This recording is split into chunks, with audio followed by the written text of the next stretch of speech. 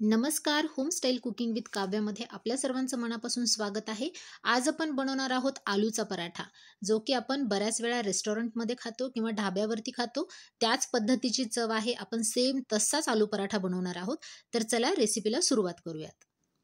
आलूचा पराठा बनवण्यासाठी आपण कणिक मळून घेणार आहोत. तर यासाठी मी 2 वाट्या गव्हाचं पीठ घेतलेलं आहे आणि त्यामध्ये 2 चमचे बेसन पीठ घातलेलं आहे. यामुळे काय होईल की आपला जो पराठा असेल तर तो एकदम मऊ बनेल. त्यामुळे आपण या ठिकाणी बेसन पिठाचा वापर करत आहोत. सोबतच यामध्ये थोडीशी हळद घालायची आहे आणि मीठ घालायचं आहे. रंग येण्यासाठी आपण हळद घातली आहे. तुम्ही स्किप केली तरी देखील चालेल. थोडंसं मीठ घालून आपण ज्या पद्धतीनं चपात्यांचं कणिक मळतो त्याच पद्धतीनं कणकेचा गोळा मळून घ्यायचा आहे. एकदम मऊसर कणिक मी या ठिकाणी मळून घेतलेली आहे. कणिक आपली मळून झाली आहे. यावरती थोडंसं तेल लावायचं आहे. तेल देखील कणकेला चांगलं चोळून घ्यायचं आहे आणि त्यानंतर यावरती झाकण ठेवून आपण हे कणिक असंच 10-15 मिनिटं सेट होण्यासाठी किंवा मऊसर होण्यासाठी ठेवणार आहोत. म्हणजे ते अजून चांगलं भिजेल आणि आपले जे आलूचे पराठे आहेत ते एकदम मऊ होतील.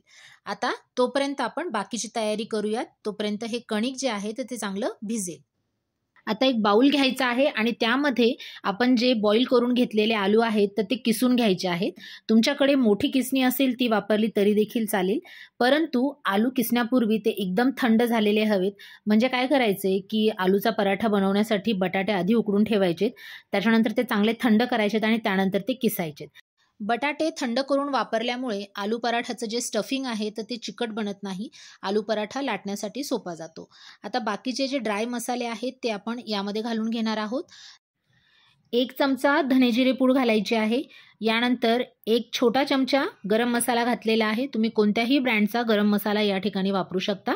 त्यानंतर 1 मोठा चमचा आपण कसुरी मेथी घातलेली आहे. थोडीशी हातावरती चोळून त्यामध्ये वापरायची आहे.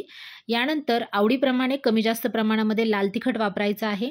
आता यामध्ये आपण चिरून घेतलेला कांदा आहे, एकदम बारीक चिरून घेतलाय. 2 मध्यम आकाराचे कांदे चिरून घेतलेले होते ते घातलेत आणि भरपूर सारी कोथिंबीर घातलेली आहे. यानंतर आपण यामध्ये गव्हाचं पीठ घालायचे. तर 1 मोठा चमचा गव्हाचं पीठ या ठिकाणी मी वापरलेलं आहे. तसेच चवीप्रमाणे मीठ घालायचं आहे. मीठ घातल्यानंतर आपलं हे जे स्टफिंग आहे हे सर्व हाताने चांगलं मिक्स करून घ्यायचं आहे. सर्व एकजीव झाल्यानंतर याचे अशा पद्धतीनं आपल्याला छोटे छोटे बॉल्स बनवून घ्यायचे. सारण तयार होईपर्यंत कणिक देखील चांगलं भिजलेलं आहे. कणकेचे देखील आपण बॉल्स करून घेऊयात आणि यानंतर आपण पराठे बनवायला सुरुवात करूयात. पराठा बनवण्यासाठी कणकेचा गोळा घ्यायचा आहे. तो पिठामध्ये चांगला दोन्ही बाजूनी बुडवून घ्यायचा आहे. यानंतर पुरीच्या आकारा एवढं आपण ते लाटून घेणार आहोत. त्यानंतर त्यावरती भरपूर पीठ घालायचे आणि आपलं जे बटाट्याचं सारण आपण केलेलं होतं त्याचा जो आपण गोळा बनवलेला होता तो त्यावरती ठेवायचा आहे. त्यावर परत आपण पीठ घालणार आहोत आणि यानंतर हाताने अशा पद्धतीनं सगळीकडून त्याला आपण पसरून घेणार आहोत. यानंतर परत एकदा आपण हा पिठामध्ये बुडवायचा आहे आणि एकदम हलक्या हाताने आपण आलू पराठा लाटून घेणार आहोत. बघा पराठा या ठिकाणी आपला होत आहे तोपर्यंत मी तवा देखील तापण्यासाठी ठेवलेला आहे. आता यावरती आपण तूप घालणार आहोत आणि यानंतर हा जो आलू पराठा आहे आपण चांगला दोनही बाजूने खरपूस असा भाजून घेणार आहोत. या ठिकाणी मी तुपाचा वापर केलेला आहे. तुम्ही तेल किंवा बटर देखील वापरू शकता. तर अशा पद्धतीनं आपले आलू पराठे तयार झालेले आहेत. लोणच्यासोबत किंवा दह्यासोबत सर्व करा. चवीला अतिशय छान लागतात. व्हिडिओ आवडला असेल तर व्हिडिओला लाईक करा, शेअर करा आणि चॅनलला सबस्क्राईब करा. पुन्हा भेटूयात वेगळ्या रेसिपीसोबत.